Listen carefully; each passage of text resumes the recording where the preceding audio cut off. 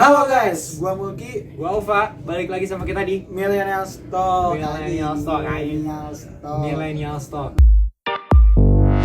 Oke. Ya udah. Jadi hari ini kita akan kembali ke konten original kita yaitu podcast. PODCAST podcast. Nah, hari ini kita akan membawa seorang wanita narasumber. Di sini kita tidak menunjukkan muka dan identitas aslinya demi kenyamanan dan privasi korban. Ya, salam Oke. kenal Mbak. Salam kenal Mbak Yu. Iya. Iya, dibolongin. Bukan apa-apa lu. Iya udah. Karena di sini kita akan membawa topik yang berhubungan dengan sexual harassment. Betul. Nah, boleh ceritain sedikit awal mula pengalaman yang kamu alami itu gimana sih? Jadi ini tuh sekitar 7 tahun yang lalu, aku masih SMP kelas 2. Dan di situ aku tuh dulu dekat sama cowok. Aku dekat sama dia dan aku ngerasa kayak apa aja yang dia omongin harus aku turutin. Lambat laun dia minta yang macem-macem gitu.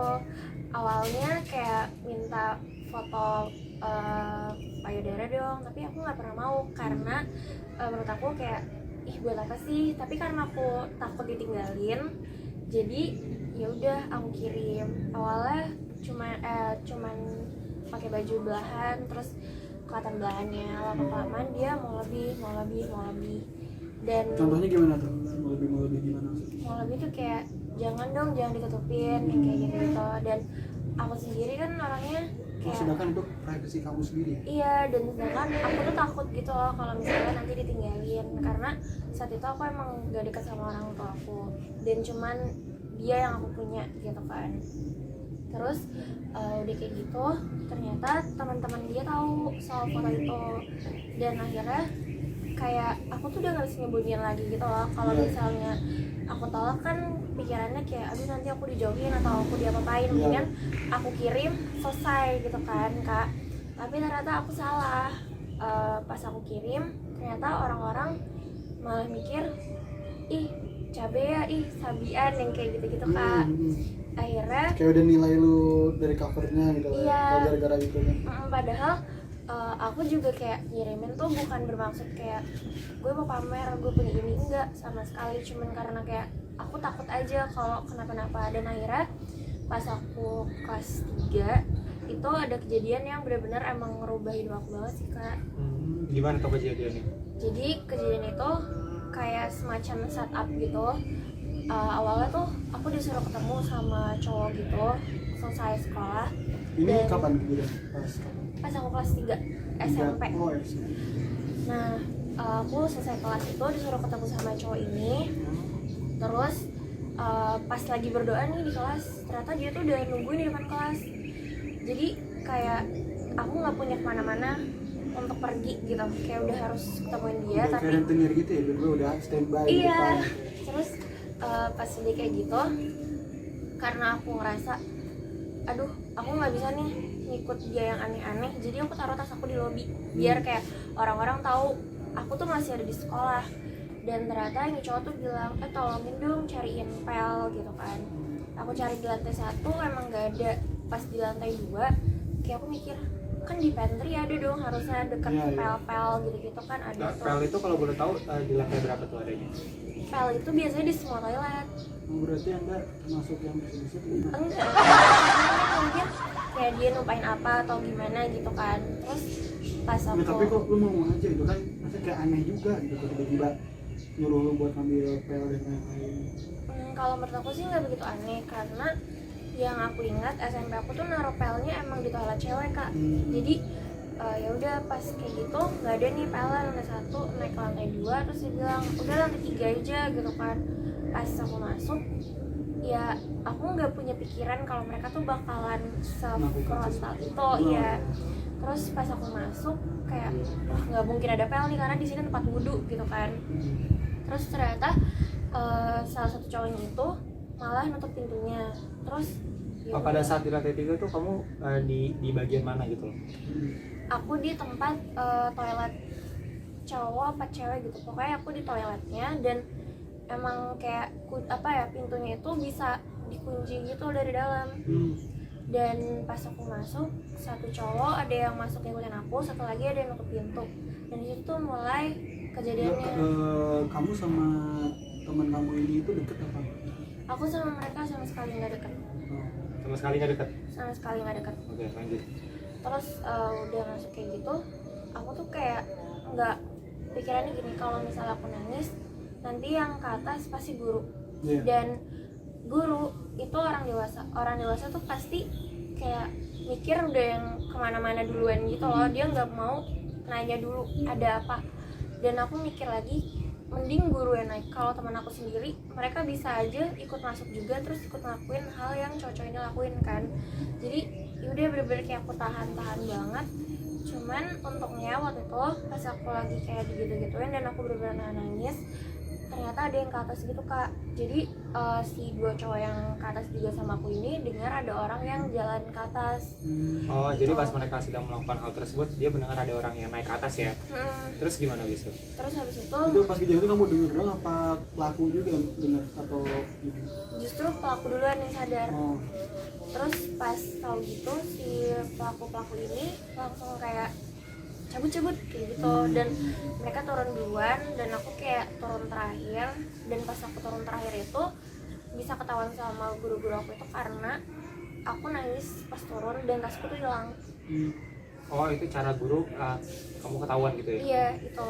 Jadi besok-besoknya langsung teman-teman aku juga kayak ikut dipanggil gitu, nanya ada apa. Cuman untuk ketahuan ada kejadian harassment itu butuh waktu lama gitu loh kak, karena justru yang jujur tuh cuman aku, si dua pelaku ini sama sekali kayak karena kan kamu di sini sebagai korban gitu kan. Iya, dan maksud aku jujur nggak masalah lah kak, yang penting orang nggak salah tangkap. Tapi ternyata karena posisinya orang-orang lebih percaya sama si cowok ini, dan kebetulan si foto yang dulu mantan aku minta itu udah kesebar juga, jadi kayak gak ada gitu yang percaya sama aku saat itu. Jadi kesana tuh di situ kamu yang minta gitu ya, bukan posisi sebagai korban ya? Iya. Maksudnya kamu yang ngasih sendiri gitu? Iya. Nah, berarti ini kalau kita lihat nih termasuk sexual harassment yang parah banget ya, karena sampai bagian fisik kan, bukan hanya cyber atau verbal, tapi ini udah termasuk fisik kan. Nah, dari situ tuh semenjak kejadian itu, apakah kamu pernah punya pengalaman yang sama atau kembali terusik oleh orang yang sama, atau gimana dari situ? Apakah cukup pengalaman kamu sampai situ atau ada lagi kejadian berikutnya? Lain gitu seperti kejadian itu? Oh, efeknya kayak domino gitu kak. Jadi aku nyari SMA juga susah, di SMA yang pertama aku juga kena. Jadi kesebar hampir banyak ke banyak banget. Dan tahun ke tahun tuh pasti ada aja kak masalahnya, macam-macam. Dan yang aku jalanin pas SMP itu kan namanya revenge porn ya kak. Jadi dia itu kayak menyebarkan gambar aku ke orang-orang tanpa konsen aku. Terus berikutnya aku kena kayak sexting tuh kayak orang ngirimin foto alat vitalnya ke aku, tapi aku nggak minta, yang kayak gitu. Berarti kalau dari situ termasuk kamu udah mengalami beberapa jenis sexual harassment ya? Bener kan? Nggak fisik, cyber, verbal, visual gitu. Nah, dari situ tuh tadi sempat kita briefing ya, katanya kamu sempat diteror dengan orang yang sama itu. Boleh nggak sih ceritain sedikit gimana kejadiannya? Oh boleh, kebetulan kejadiannya belum lama sih. Jadi setelah 5 tahunan orang ini datang lagi ke hidup aku. Terus dia bilang, gue minta lagi foto lo. Terus aku nolak karena menurut aku gue udah bukan siapa-siapanya lo. Dan kedua, aku juga bilang kalau emang sayang, lo pasti ngerti seberapa insecure-nya gue untuk ngirimin foto kayak gitu lagi. Aku bisa ngirimin gitu ke dia, tandanya aku percaya sama dia. Dan aku ngasih argumentasi gitu loh kak, kalau enggak, gue tuh nggak mau, lo gila ya, gue nggak akan mau ngirimin itu ke lo karena lo bukan siapa-siapa gue. Sekalipun in real life lo minta kayak gitu, gue juga akan mikir-mikir karena dulu pernah kesebar lewat sosial media dan sama lo. Dan yang ngebuat hidup lo beda sampai sekarang gitu. Iya. Terus akhirnya dia bilang gini, yaudah lo kirim aja foto ke gue selayaknya orang post foto di Instagram. Gue mikir dong, kayak gimana gitu kan. Terus gini, yaudah pakai bikini kayak apa gitu kan. Terus aku juga mikirnya, udahlah, cewek lain juga posting kayak gini, so it's not a big deal gitu kan. Dia juga udah pernah lihat. Dan aku tuh salah banget, aku kirimin ke dia. Emang aku blur nih kak, bagian boobs aku blur, tapi yang lain foto doang. Dan di situ dia malah pakai foto itu untuk ngancam aku. Ngancamnya gimana tuh? Dalam bentuk apa? Dia kan bilang cuma mau foto aku doang. Ternyata pas habis aku kirimin itu kak, dia malah bilang, yaudah sekarang kirimin ke gue video lo lagi bugil, lo naked ke gue sekarang. Kalau enggak, foto yang tadi lo kirim gue jadiin foto profile WA. Dan di situ aku ngerasa gila, aku mau ngomong sama siapa kak kalau aku digituin. Dan aku udah panik banget. Karena orang udah gak banyak percaya sama lu kan, ke kamu ya. Dan aku mikirnya kayak ini tuh parah banget, ini ngancam dan kayaknya dia nggak akan segila itu. Aku pikirnya kayak gitu kan. Dan aku cuma kayak bilang gila lo yang kayak gitu. Dan ternyata dia ngasih aku waktu sampai jam 7:30 malam kalau misalnya aku nggak ngirimin.